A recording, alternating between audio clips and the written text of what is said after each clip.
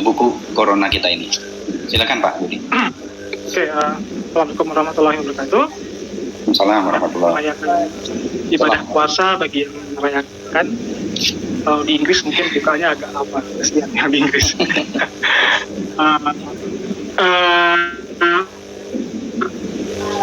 Saya menulis di buku itu ada 2 poin yang ingin saya sampaikan. Adalah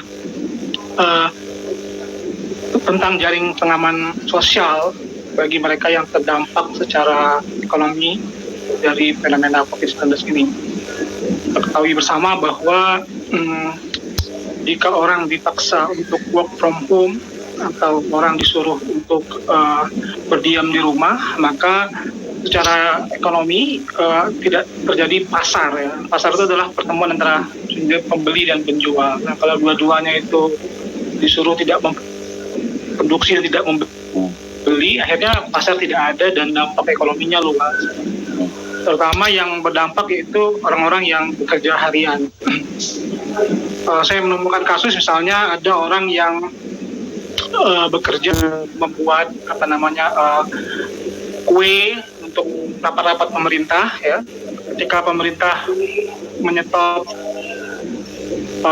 menyuruh PNS-nya bekerja di rumah, maka dia kehilangan pekerjaan yang awalnya dia sebulan bisa dapat sehari ya, bahkan sehari dapat 3 juta, hari ini dia berkurang hanya 300 sampai 200 juta.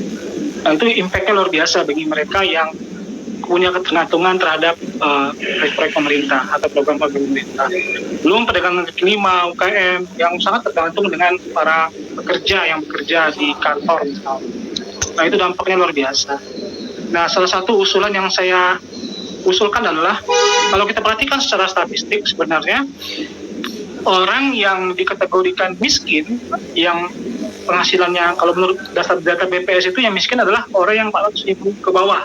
Nah, ini BPS ini agak bermasalah nih, miskinnya, karena 400.000 ke bawah itu mana ada di Bandar Lampung hari ini, nggak bisa hidup 400.000 ke bawah. Nah, itu yang dikasih proyek-proyek pemerintah seperti program Keluarga Harapan, kartu sembako, atau BLT.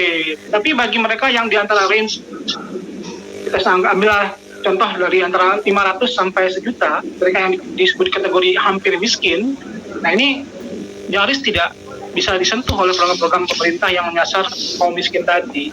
Apalagi bagi mereka yang di atas 900 sampai 2 juta lah misalnya, kelas menengah. Nah itu mereka disuruh kerja di rumah, tetapi insentif bagi mereka itu sama sekali tidak. Misalnya listrik saja, misalnya di Indonesia itu masih diskonnya hanya untuk 900 ampere ke bawah, tapi yang 900 ke atas, yang 1.300 yang banyak dari kalangan menengah ke atas itu, utama kalangan menengah ya, menengah yang hampir miskin, itu tidak tersentuh oleh program pemerintah. Internet gratis misalnya, ya. Nah, beda dengan negara-negara lain misalnya yang memperhatikan semua level masyarakat, tidak hanya yang berdampak secara yaitu kelompok miskin, tapi juga kelas menengah yang hampir miskin. Nah, itu yang menurut saya yang juga harus diperhatikan pemerintah, terutama pemerintah daerah, ya. Pemerintah provinsi di Lampung maupun pemerintah di kota. Saya ambil contoh di Bandar Lampung lah. Di kota Bandar Lampung itu sekitar 1 juta orang miskin, luar biasa besar sebenarnya. Tapi saya nggak tahu bagaimana kemudian program pemerintah secara masif di situ. Nah, yang kedua saya menyorot tentang cara pemerintah menangani COVID-19 ini dari perspektif ekonomi. Kalau kemarin di Mata Najwa yang sempat heboh itu ya, heboh karena orang berdebat antara mudik dan pulang kampung, tapi saya nggak masuk perdebatan di situ. Perdebatan tentang bagaimana yang diprioritaskan, apakah ekonominya ataukah kesehatannya, ya. Presiden sendiri mengatakan bahwa yang diproteskan adalah sisi kesehatannya. Namun pada kenyataannya, pada implementasi di lapangan, justru pemerintah terkesan setengah-setengah dalam menerapkan ini. Ya. Dalam ilmu kebijakan publik itu, ya, ada istilahnya pandemi ekonomik, ya, pandemi ekonomik dan normal ekonomik. Asumsi pemerintah saat ini itu masih dalam situasi yang disebut dengan istilah normal ekonomik, ya.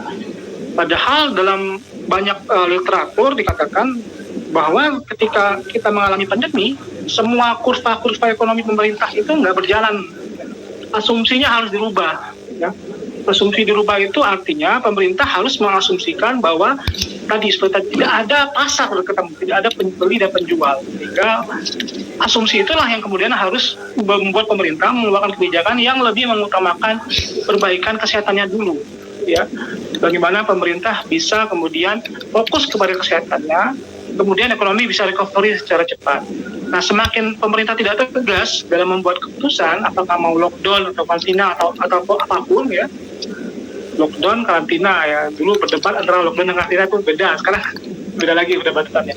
Tapi artinya intinya pemerintah harus tegas di awal bahwa kita fokus kesehatan, kemudian ketika kurvanya bisa di flat ya, bisa membuat jadi flat, maka kemudian fokus adalah ekonomi akan tumbuh dengan secara cepat recovery. Ya. Data misalnya saya ambil data di Spanyol ya, di Amerika ketika terjadi flu Spanyol tahun 1918 sampai 1920, terbukti bahwa kota-kota yang melakukan social distancing secara ketat itu ekonomi recovery-nya lebih cepat ketimbang kota-kota yang tidak melakukan social distancing secara ketat. Nah, mungkin itu yang harus pemerintah perhatikan bahwa, tapi alhamdulillah hari ini saya melihat bahwa pemerintah serius ya. Kita lihat misalnya penerbangan ke Lampung, ke daerah-daerah sudah di stop, ya, mobil masuk ke Jakarta sudah di stop. Artinya memang mungkin pemerintah butuh space waktu untuk agar tidak terjadi rush atau tidak terjadi panic buying seperti itu. Tapi kalau saya melihat hari ini apa yang dilakukan oleh pemerintah sebenarnya udah on track walaupun agak terlambat, tapi ya lebih baik terlambat daripada tidak sama sekali. Mungkin itu yang bisa saya sampaikan. Saya kembalikan kepada Pak Moderator. Terima kasih Pak Budi Kurniawan yang sudah menganalisis terkait